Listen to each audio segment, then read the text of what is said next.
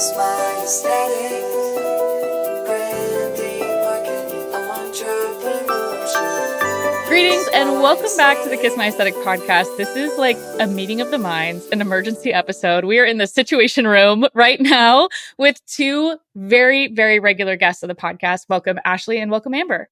Hello. Amazing. Well, as you know from the title of this episode, we are going to talk about the TikTok ban. If you guys don't know Amber and you don't know Ashli, please go find their other episodes of the podcast. We'll link them in the show notes. But maybe Ashli, Amber, you guys could each give us like a sentence about yourself and what prompts you as an expert or passionate person about the topic. Ashli, why don't you go first? Yeah. Hi, guys. I run Dial Zero Marketing, which is a marketing agency focused on kind of creating connection through community is kind of the focus of how we've ran all of our social strategy. We work with a ton of celebrities. We work with product brands. We work with small business owners, startups, etc. And a lot of what we are seeing is obviously concerned about the TikTok ban, as a lot of our clients rely on it for their source of revenue and for their community and for their mainstay of all of their content. So we are definitely well equipped to have this conversation as we are trying to navigate ourselves, like what are the different routes that we can take. And I'm excited to kind of share my thoughts on things. Amazing. Amber, let us hear it. Yes. Hey, everyone. My name is Amber Figlow, and I'm a content strategist who focuses primarily on like content repurposing, workflows, and like efficiency in helping you show up and create content consistently online. And kind of what defines me, I guess you would say, as a TikTok expert, I was one of the first to market back in like 2020 during the pandemic for this type of content. So I grew fairly rapidly, and it's been an interesting and wild ride on TikTok over the last 4 years. I know, Michelle, you can kind of attest to that too. Like you and I were in the similar boat, same time. So it's been interesting to see the development of this whole TikTok thing. And I think obviously the stuff that's got everyone concerned right now is the potential TikTok ban. I do have some notes that I've kind of pulled through of what makes this ban different than the last time there were like rumblings of it going away. And the biggest kind of controversy of the whole thing is the data ownership and data privacy, considering that TikTok, aka ByteDance, is owned by a Chinese company and it's not an American owned company. I know that you guys both have had some thoughts about that right out the gate, because there's a little bit of a double standard happening here if we're considering social media and data. Amber, why don't you take this one? Explain to us why that feels a little bit like an interesting argument considering the social media landscape. Yeah, absolutely. So for me, and listen, you guys, this has happened year over year. Since we all saw like the fruition of TikTok, we've seen it go through Congress. We've seen all of them try and ban this year over year. So just so that this is not new, even if it is newer to you, like kind of hearing this. So for me, it is one of those things that is hard to go about this like data corruption. What are they doing with our data? When all these other social media platforms own our data and sell our data, they are already doing it, and they are American-based companies. Think of the Metas, think of the X's. There have been lawsuits, and not just with social media, but just a lot of apps in general. So it's like, it's not new.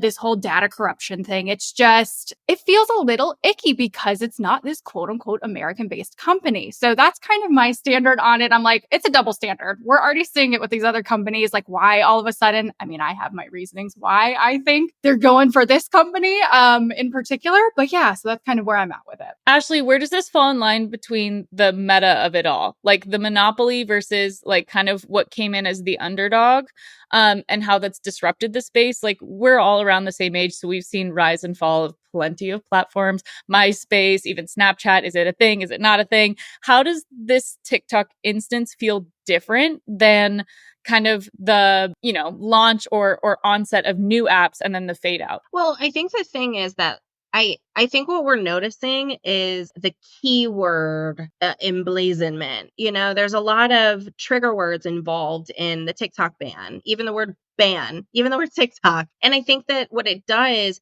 data selling, all CCP, it's all very trigger heavy. And to me, whenever I notice a lot of triggers being involved, I wonder why, right? What is the emotion we're trying to evoke? Are we trying to stoke the fire? Because we don't necessarily notice those things, to your point, with Meta, with Google. You shop online, your data is being sold. But, what's interesting is that I think that people are using the CCP advantage of like, it's China is getting our info and China this, and it's like, but all of our manufacturing is in China. And I know the question was kind of like, how do we view the rise and fall? But for me, I think it's more important to also view this from a bird's eye view and kind of wonder where the money is. And in the United States, Facebook has so much money and they can infiltrate government. They can be involved in a certain extent. And so obviously they're going to come in and try to fight this at all odds to make sure that everything stays American, and they're going to scare people in the way that they know how to scare people. What are all the trigger words that they can use? And so as like we talk about rise and fall, a lot of people are talking about how TikTok is kind of becoming oversaturated with shopping and kind of oversaturated with, commission sales and sponsorships. And to me, when I saw that, I saw they're saving up, they're making money because they're going to have to fight this. And they're going to have to fight this with the dollars we're spending on TikTok shop on my little phone case that I got for $2. So for me, like the rise and fall does always happen, whether or not it gets bought by someone US, whether or not they stay in China and the bill doesn't pass or whatever, whatever the case, I don't think it's going to go anywhere. But I think it puts everybody in the United States in this really unique position where we have to take a bit of ownership over where we place our time and where we vote with our time and where we vote with our dollar, because you do those things. And viewing all of our activities as in support of or against any sort of ideologies, goals, commitments, etc. So I do think that, everything has the ability to rise and fall. Maybe TikTok is completely obsolete in 2 years. That would make me really sad. But, maybe Facebook is too. We really have no idea. So true. And the fat disclaimer I meant to say at the top of this whole episode is that like as Americans, we have so many things we'd rather see our government focus on than banning TikTok. And the fact that this is the thing that's been pushed all the way and it has bipartisan support from people that frankly don't use the app is absolutely bewildering when we have things like ceasefires, homelessness crises, like housing market issues, healthcare, women's rights. Inflation. Like, are you joking me? So like that really, let's start the conversation there of like, it's so annoying that we're even having to have this conversation from a government standpoint. But given that we're social media marketing girlies, this is like where we're coming at because we have some more insights than the average consumer.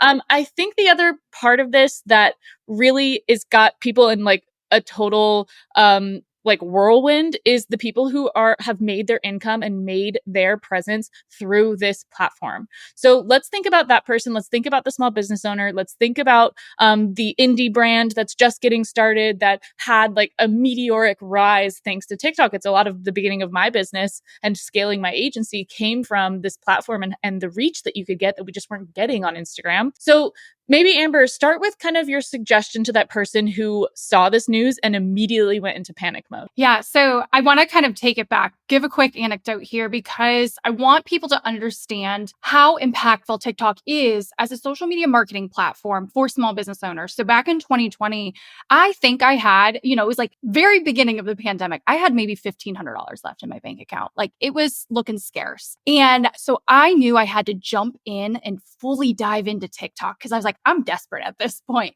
And it was one of those things, it truly skyrocketed my business overnight. Luck is involved, strategy, skill. I've been doing this for a very long time. So I don't want everybody to expect that to happen for their business, but just know that my story is not unique. It happened for a lot of small business owners, especially in a time of like, where's our money going to come from? So just know that this platform really has given back to us tenfold. So moving forward, it's really difficult to say like what we can do. From my perspective, get your content off of there as best you can. If you are creating content on TikTok, make sure you're downloading it. If you got to use SnapTik or some other kind of crazy app, get your content off the platform and make it a part of your regularly scheduled like daily activities on TikTok is having that content somewhere else. Number one. Number two, continue to use the platform. It's not banned right now. It's not banned tomorrow. So I want to tell, those smaller businesses that are finding their rise on TikTok, continue using it and start to prompt your community to find you elsewhere.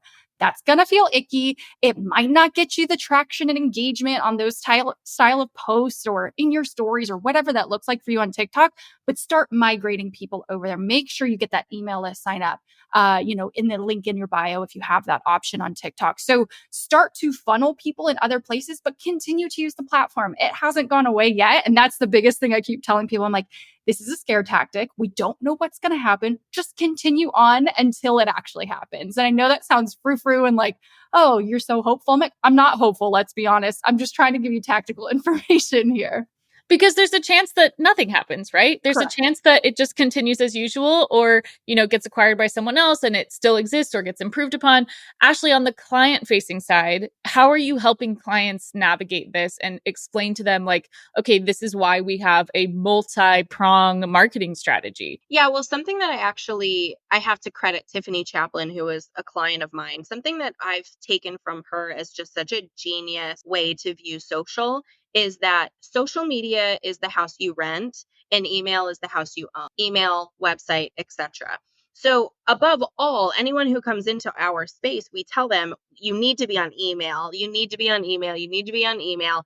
And I think it's kind of just doubled down the aspect that when we said that, we meant it, because you get to your point, Amber, build up a reservoir of all of those people who are trickling in. And there's creative ways to do this. So one thing that I try to recommend to people to kind of piggyback on Amber's suggestion is to create what we call like a circular reference. So by saying things like, I went into more detail on Sunday's email about that, or like sign up for the email and I'm going to share step 4 and 5, or sign up for the email and that's where I'm going into detail because I'm not doing it here. So like also breadcrumbing a bit, so that you can make sure that you are building up that piece, those email signups.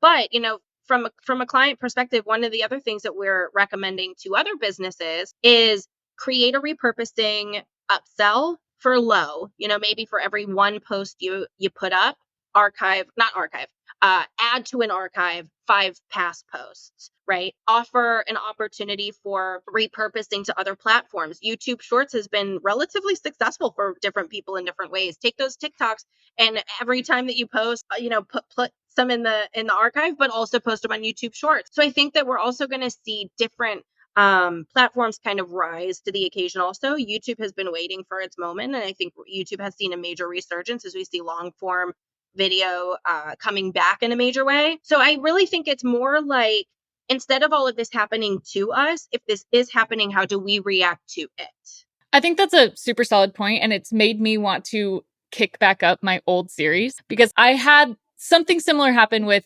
my brand design in 60 seconds videos, right? Like these were the things I was known for. This was my formula. This worked so well on TikTok. But the first time I ever recorded one, I'm like doing it all in one take with my handheld phone, shaky background, like sitting on my bed with my 2019 iPhone. Like the tech is better. My presentation style is better. So even use this as an opportunity to be like, well, maybe we can kick back this thing up from the beginning, right? And then hit a YouTube short strategy, hit a reel strategy where it's like, we're going to take this formula that we know works and worked over here and rework it or redo it in a 2024 kind of way. So that could be another way to think about your content of like, if you've learned something and something could happen again, could pop off again, why not take what you've learned to that other platform, right? Amber, you've been preaching this for a long time with the content repurposing. So tell us a little bit about what that means for someone who's like overwhelmed or they're a one-person show running their business. They're like, okay, what the heck is all of that?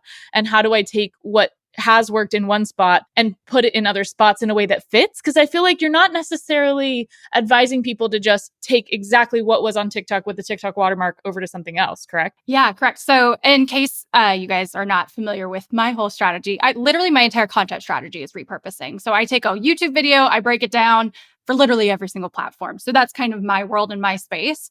But yeah, so the way that I like to coach people on this, we want to repurpose those videos. We want to put them other places. But the thing you have to remember is that each platform has its own nuances, culture, and formatting. So what I always recommend to people, kind of what I've had fun with lately, I gotta say, TikTok, it does have the best native in-video like content creation experience created in TikTok. Totally fine. Do not add text yet. Do not add trending audio. Download that video, like whatever it is you created, so that you can take that raw format and then you can go add it to Instagram Reels with native Instagram Reels text, with native Instagram audio, because the audios trend differently on both platforms. Or you can take that and, like you said, put it on YouTube Shorts with, again, just different text and finding the culture fit.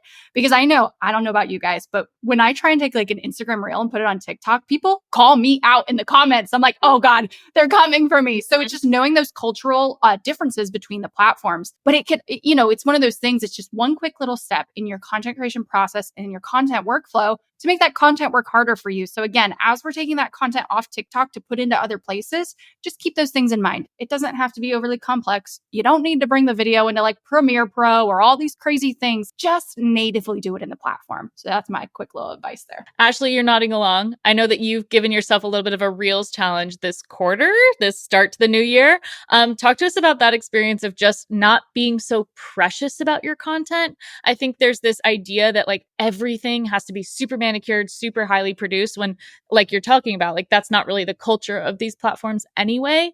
Talk to us about that. Yeah. So what we've adopted is like a 4-to-1 brand to sales posting cadence. And the reason for that, one, I just have to caveat, like our brand is very strategically built around messy play. So it works advantageous to us because we're not trying to be buttoned up. We're not trying to be like perfect and manicured, right? So for us, I think it's also a little bit easier. Just keep that in mind. But so one thing that we're trying to do is just really kind of like fly by the seat of our pants a little bit. We do have obviously some reels and some video content that has to be that requires a bit of editing. For instance, when we post podcast clips, we want to make sure that it's easy to follow and that it's, well edited. But there are times that I will be cooking dinner and I'll have something to say. And instead of making a story, I'm just going to record it in reels in one long video and then just chop, chop, chop. So there's not a single break and post it on the spot. And I'll tell people that, I'll say, yeah, I just made this while I was cooking. And, did you actually post it in the moment or did you schedule it? No, we didn't schedule it. We just posted it. And the reason for that is because I do think that Instagram, TikTok, any short form content really is impactful, but I don't think individual posts are. And I think that the impact is made in the consistency over time.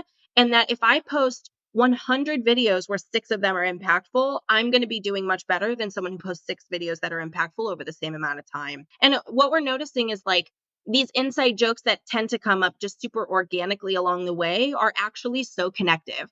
It's funny, I have them right here. I had a really terrible year where I lost 6 AirPods and I brought people along for the ride where I was like, I lost my AirPods again. And thankfully that was years ago and I've not lost them since. But if I do find my case and like they're not in here, I might post it on my stories and say, I've done it again. Where are they? And it's become a big inside joke. Now that might not feel like something that makes me money, but we're friends now and we have an inside joke. And those types of conversations, those types of content will convert because you have a closeness with the audience and they can actually see you. That is a vulnerability that doesn't really cost me anything. I'm not telling you about something traumatic. I'm not telling you about something I'm working through or that happened to me. I'm just telling you I lost my AirPods.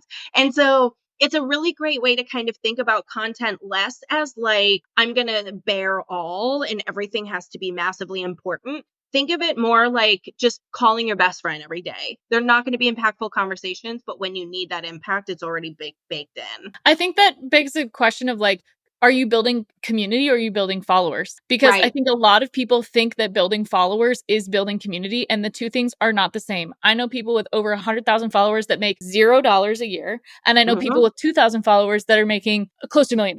You know what I mean? So it's that shift as well. I think this also gets into like the Web 2 versus Web 3 conversation of, yes, TikTok was great for so many small business owners because it gave you that like virality and it gave you the opportunity to get high visibility with low following, but that didn't necessarily sustain, right? So Amber, we've talked about this on podcast episodes before about when clients say like, I just want it to go viral. I know, Ashli, you've dealt with this with clients as well, where they want every post to go viral. And if it doesn't go viral, they want it taken down. But that's hurting the idea of community, right? Yeah. So for me, first and foremost, if you guys are in my ecosystem, in my world, I preach that you don't want to go viral. I promise you, it is more headache than you think it is worth. Not only logistically as a business owner, especially if you're product based, but also the mental health toll that comes with it. And that's one of those interesting conversations specifically about TikTok. But yeah, so for me, the thing is, I love the point that you made, Ashli, about how you'd rather have those 100 videos consistently posted, let's say it's over 6 months, and have 6 that are impactful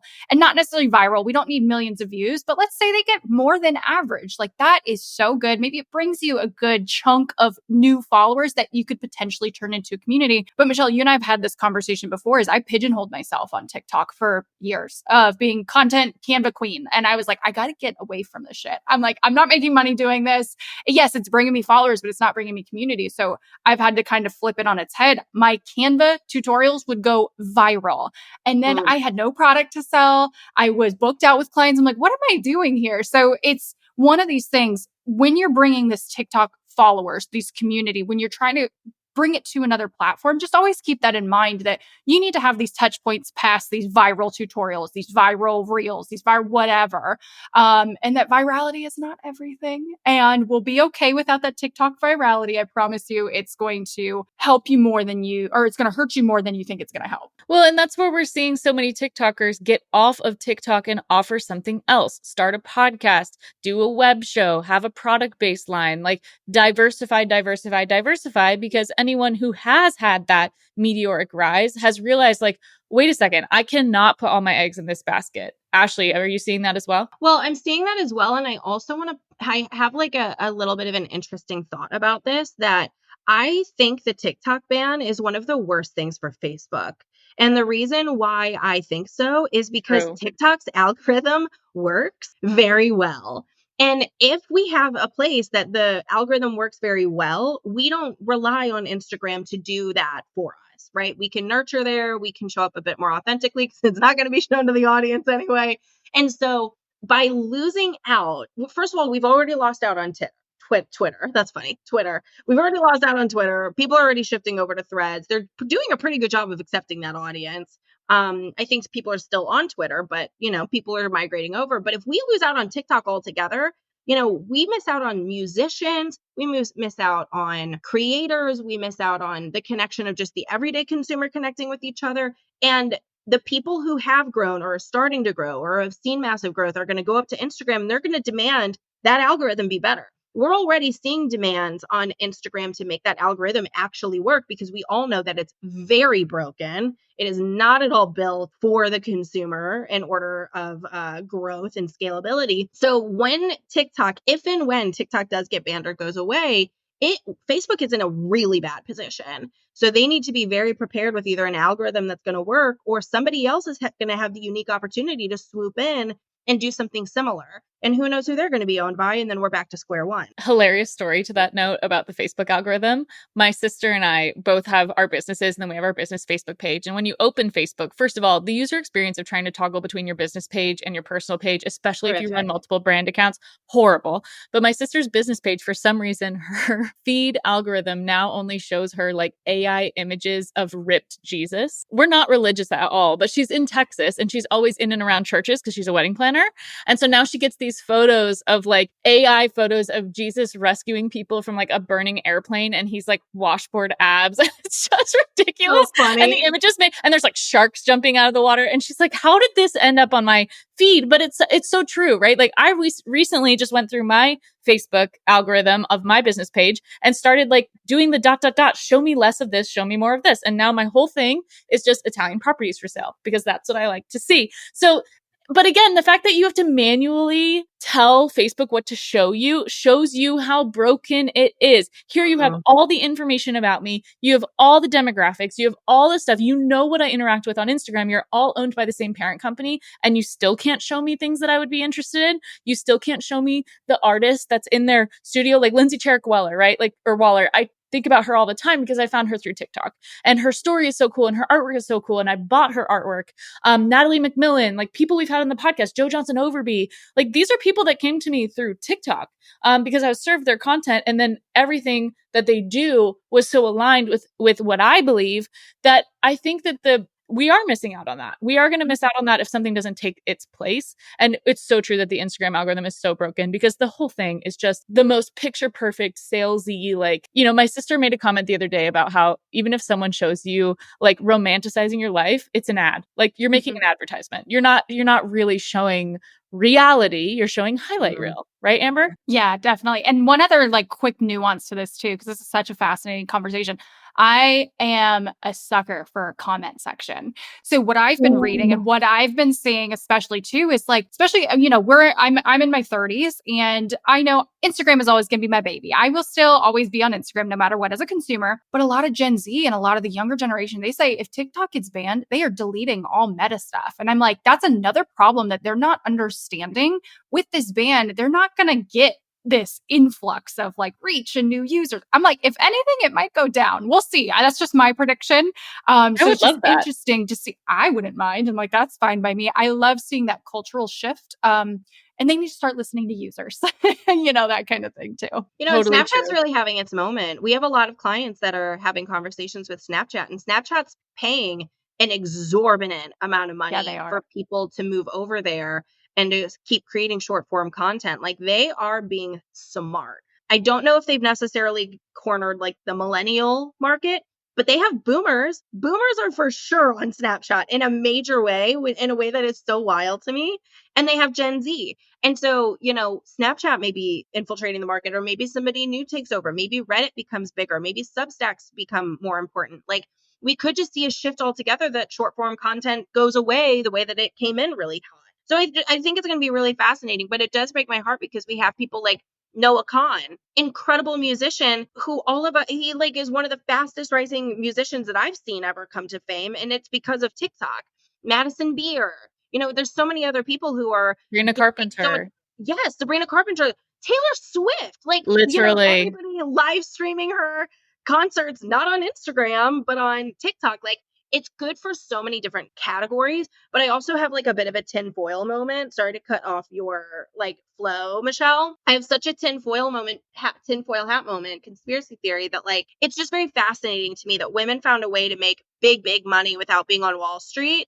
And here we have a place where you can make money with a baby on your hip, making dinner, and you can make six figures. You can make $1 million. And isn't it just like kind of frightening that the people who want to shut it down are the people in government? And I think that we're in a really big revolution where women are able to say, your way didn't work, and we tried your way since this, the dawn of time. And we're now doing our own thing, and we're actually talking amongst ourselves, and we're having discussions about what we want for this country. We're having discussions among ourselves what we want in our marriages and in our friendships and in our communities. And people don't like that. And I think what we're noticing is that women are rallying and they want to shut it down because Twitter completely is agree. such a male demographic. Instagram is a female demographic, but they have us controlled, right? And so to me, I just have a bit of like a conspiracy theory around the fact that like, it's just fascinating that everybody else can sell data, but the place that women are really seeing millions of dollars of success from, quote unquote, doing nothing, but actually doing what is so intentional and strategic, is something that drives me to absolute hysteria and anger. I mean, but that's exactly the point. I mean, it's because we're building communities, are we not? Look what we're doing right now. Like, this is the whole, and I learned it from TikTok, bike face phenomenon. Did you hear this? Yeah. I reposted it a few days ago, but it was a TikTok video talking about when the bicycle was invented. Also was invented a medical condition called bike face, and only women suffered from bike face. And the symptoms were you had a clenched jaw, squinty eyes, like you looked menacing, and that it was a way to deter women from getting on bicycles so they wouldn't ride to meet each other to talk. Only women suffered from bike face. And it was published. And it was a way to say, we don't want you guys putting your brains together, chit-chatting together, gossiping. Can we talk about the idea of gossip? Can we talk about... I was going to bring it up too. We all are on the same... Literally. With the Kate Middleton of it all this week, like, this is how women exchange information. This is how women have existed. And to break the boundaries of that, if you're not confined to your physical street and your location, but that we get to talk to each other from all over the US, from all over the world, and learn from each other. Like, the whole political activism side of TikTok is fascinating to me, and how we're able to see like first person POV accounts of tragedy is insane, because I don't consume the news. And marriage. Like, totally. Kind of wild that like people who are very pro traditional family hey, your husband's cheating on you. He was talking about it next to me in the airplane. Yep, on the airplane. I saw that one yesterday. Yeah. Or, hey, I wish I didn't get married because I have to clean up after my husband. Or, hey, it's okay if you don't have kids and you're in your 30s. There's just like a bit of like a normalization of like women truly supporting women. And trust me, TikTok can be a cesspool of hate also. But in my And misinformation as well. 100%. But what I've seen is truly just like more meetings of the minds, more women coming together and being able to really say like, I've got you, I can help you, I want to do this, and rallying behind people to show different lifestyles. People don't like that. And to support one another and uplift one another. And I think that we, all three of us, are the positive case study for TikTok, right? Amber, you're nodding your head along to this. Now we're really fired up, all of us, because I don't think it's a conspiracy at all, Ashli. I think that those are very aligned thoughts. Yeah, I completely agree with that. And then to kind of round this out, I don't know if you guys have seen the kind of the hatred that Jeff Jackson is getting. Have you heard of Jeff Jackson? So that I think he's a Congress member. I don't know exactly where he sits, but he got his rise as a politician on TikTok. Like he rallied, and that was his whole campaign. And he voted on the TikTok ban. And I'm like, dude, do you think we're stupid? So I think this other sense of we're kind of peeling back the curtain as well, especially as women. We're like calling people out on like the hypocrisy of it all. And that's a great place on TikTok too. Like we're not going to listen to that just because it was put up on Fox News or CNN or whatever.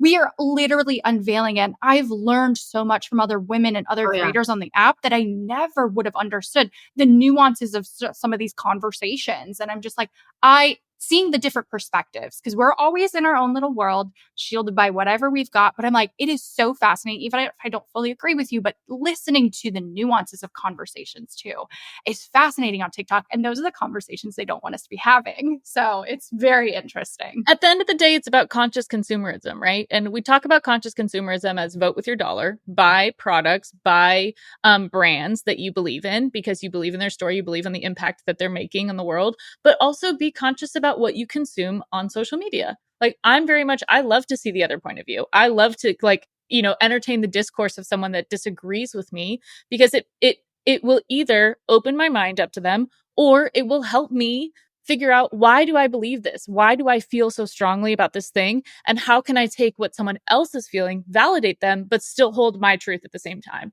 And I think that that's something a lot of people miss when it comes to social media, is that, of course, things that are controversial are going to get traction because they are controversial. And the algorithm at the end of the day doesn't know if it's good comments or bad comments. It just knows that they're comments, and it knows that there's discourse, and it knows that people are fired up.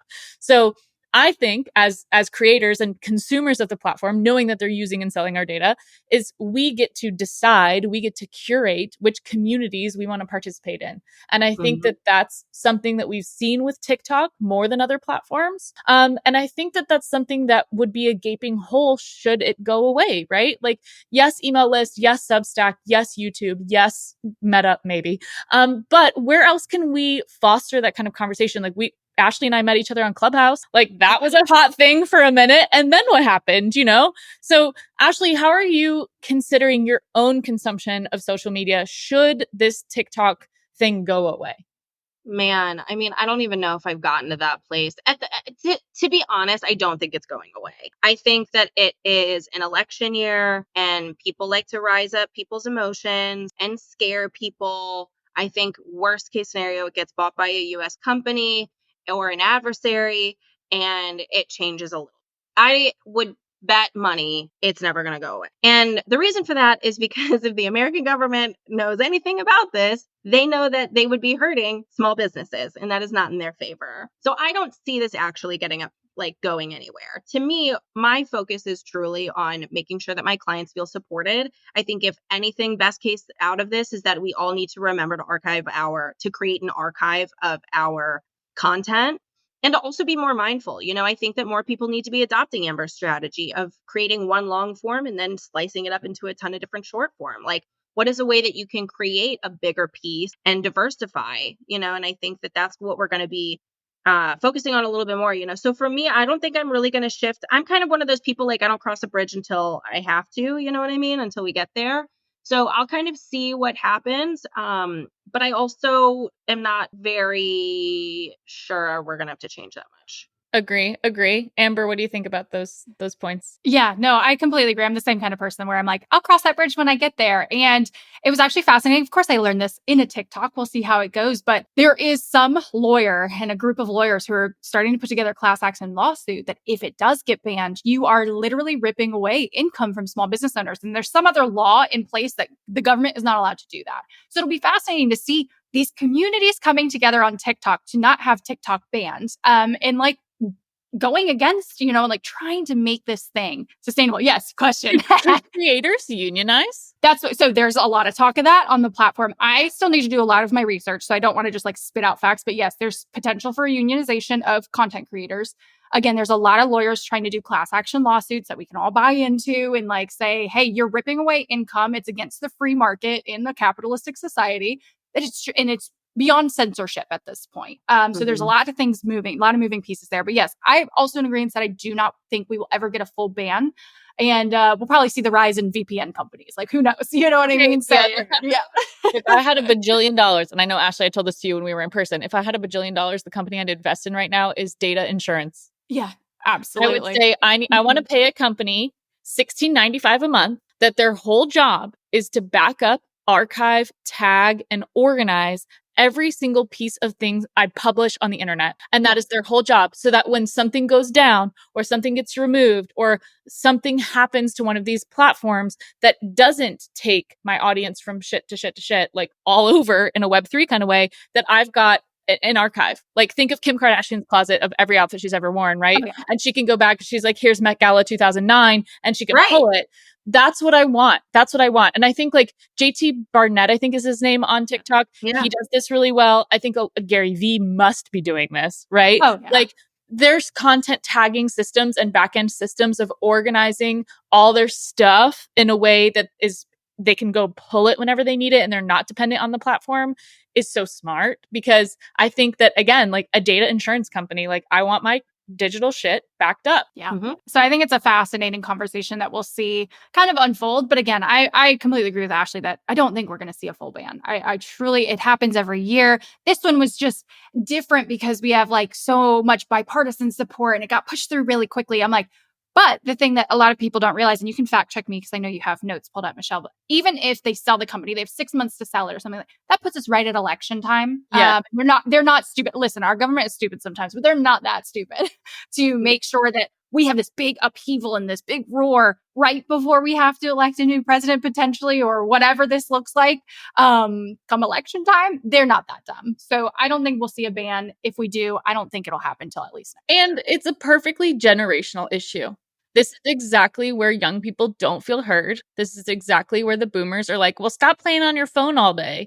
And I think, honestly, boomers and Gen X are salty that their employees are quitting in record numbers because the corporate workplace does not serve them. And they can be happier, more fulfilled, more successful, more autonomous, running their own companies, running their own brands, even if it's harder than they are as a 9-to-5 employee. And I think that that is coming still as a after effect of COVID and lockdown and people and employers saying, nope, I want butts and seats. And I think young people are saying, no, that doesn't work for me. On top of the fact that, like, we need more people in their 30s in office. You know what I That mean? too. Like, Yep. we need a little bit, we need like a 40-year-old president. We Yes, need please. like, and the other thing, and like, this is where I don't want to get too in the weeds again. I can't really speak at length about it without maybe misspeaking, but like sometimes things will pass in the Senate bipartisanly because they don't care to really take a stance and they'll let it fail somewhere else. Like, that's where I'm just like, let's just see, that's also how I take the Kate Middleton thing. Maybe she had surgery. You know what I mean? Like, let's Maybe she's just on the beach see in Bora Bora. Let's what see. happens, Like, that's just how I operate. So true. Yeah, So true. Infuriating nonetheless. It is. And it's also one of the things of, I'm glad we can have these kind of conversations like we touched on earlier, because I think this just kind of brings the temperature down and makes people feel a little bit more like, okay, so even the people that do this for a living and help people with social media, like there's still not a clear, this is how this is going to go kind of path. And you have to be a little bit more agile and you have to think on your feet. But the core tenets of marketing and business building are the same, right? Yeah. It's like Ashli said, the house you rent versus the house you own. It's double down on your message, figure out your core values, your mission, your vision, how you serve people. Let's talk, just kind of close out of where we think kind of brands and marketing experiences is what I'll call it, is going kind of through the end of this year and into the next few years as kind of a social media predictions, because I feel that we are definitely craving more in-person stuff still after COVID. And I think that retreats, conferences, in-person experiences of podcasts and web shows and community gathering in person is still feels like a little bit of a Wild West moment. Ashli, you're nodding along? Yeah, I really believe in that idea of sell local, market global. And, something that we really stand by at Team AP Consulting, one of the businesses, our membership for entrepreneurs, is we really focused on like, how can we serve like the 30 people who've been with us since day one? And as their business evolves, so has our platform. And other people are welcome, but we still kind of serve this core, now maybe like 75 people. And everything is about them. And those are the people that we're asking, what do you want next? What are you worried about? What are you stressed about? How well do you know email, or how much do you need there? Like, what kind of this do you need? And so how do we take that infrastructure and put it into an in-person? So something that we're testing and something that we're playing with is a bit of these like outposts in different states, not countries, in different states, where it's like, could we have a doers meetup in Atlanta every month and a doers meetup in New York every month and in Denver every month? But on top of that, if you're a brand or if you're a business who is trying to build community, I would not necessarily aim to please everybody or to even talk to everybody. Can you get 15 people together who love your business, put them in a focus group, give them free product, give them discounts, make them affiliates with a 75% kickback, because you're not going to lose that much money, and really serve those people and have them kind of be like guiding, almost as like an honorary board seat of like early adopters. True. Because a lot of the growth that we see happening on TikTok is really someone talking to someone, and a lot of people saying, I like that, and just making the same thing over and over and over again. A lot of people are just making TV shows, and you're getting the same content every time you log on to that channel of theirs. So how can we adopt that into an in-person realm? And to me, I think it's not conferences. I don't think it's summits. I don't think it's, big events. I think it's happy hours with 15 people and brunch with 6 people and that kind of thing, because the depth of those relationships is going to be something that permeates in a bigger way, but your focus is on small. Agree. Amber, thoughts to add? Yeah, I mean, I agree with all of those points 120%. And I think it's kind of fascinating, at least in my space. So I predominantly work with small creative business owners. And I've started to see interesting things in products and how we market our products online. People are feeling overwhelmed with like these low ticket memberships, feeling overwhelmed with digital products and courses. And people are craving that in-person, either coaching, even if it's digitally for now, but we are craving those touch points outside of social media. And what I predict happening, especially, let's say worst case scenario, TikTok gets banned. I have almost 200,000 people there. That is overwhelming sometimes. And I'm like, I'd rather connect with the 1,000 people that are consistently talking to me, messaging with me, commenting. I'm like, I see us maybe shifting the focus back to those smaller followings and not needing this exponential growth and things like that. I know I miss it sometimes. I'm like, I can't always get to all my DMs. And that's the time and things that I crave the most out of my community. And I'm sure my community is craving out of me. So I actually see a shift towards, we're going to want smaller. Smaller is better. That's just my prediction. It's a little wild, but no, I would be so happy. Yeah. I would be so happy if follower numbers went away completely. Like if you couldn't see how many followers anyone has, because then it's more about what's the quality of the content, what's the connection piece here. But to that point, exactly, smaller the better. I've had so much success just hosting a community coffee, free. I'm covering the snacks. Just make a donation to a local nonprofit. Come by and mix and match. And I had friends who were like, "Oh, I work a 9-to-5 job. Can I still come?" I was like, "Of course. It's just community coffee. Like, just come and chit chat with people. I know that you guys have things in common. I know I can connect you guys, because I think all of us are master connectors as well. Yeah. Like, oh, you should talk to so and so, and you guys have this in common, or you both enjoy yoga or whatever it is, right? Like, you can find those threads, because I think people want to feel seen and heard, and they want connection, but they also want an opportunity to meet people that there's just that understanding, like that we like the same things. Like I went to a live taping of Ride, the podcast. Do you guys follow Benito Skinner? Benny Drama 7. Yeah. His podcast, The Live Show. My goodness, I've never met more friendly people in my entire life. And it, like, the other criteria of who they were so inconsequential to the fact that we all enjoyed these inside jokes together, to your point, Ashli, right? Like creating community, creating those inside jokes. So I think that's on the horizon. Need not to fret, everybody. But when Kiss My Aesthetic goes on our little countrywide tour, we'll have to make stops in each of your cities. Right? Amazing. Well, where can everyone find you, follow you, connect with you if they have questions about this stuff? I know you guys have both posted some things here and there, whether on stories or reels or even on TikTok, like helpful pieces for the content marketers that are listening.